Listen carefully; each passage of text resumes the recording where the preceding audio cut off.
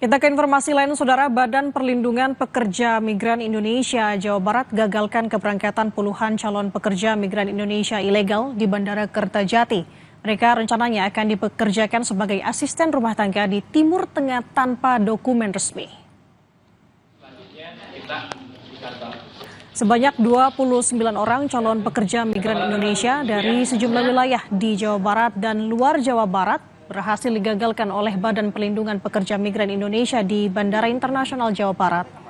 Rencananya, Saudara, ke-29 orang itu akan diberangkatkan ke negara Timur Tengah tanpa dibekali dokumen resmi. Sementara dari jumlah sebanyak 29 orang ini, 19 orang dari sejumlah wilayah di Jawa Barat dan 10 orang lainnya dari Provinsi NTB dan Sulawesi Barat.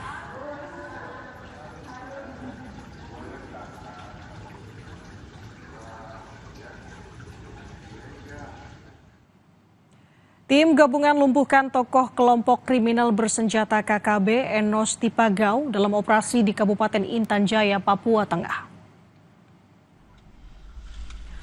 Komando Operasi HB Makobag Wilhan 3 menggelar operasi di wilayah Kampung Baitapa, Distrik Baitapa, Kabupaten Intan Jaya.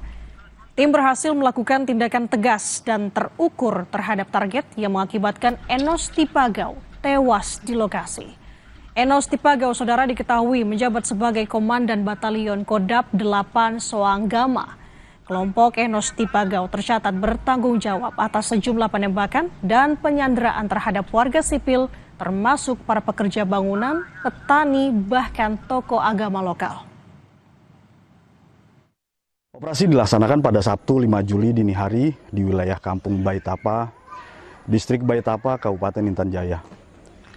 Berdasarkan informasi intelijen, tim aparat TNI segera melakukan pengejaran ke arah ketinggian yang digunakan sebagai jalur pelolosan.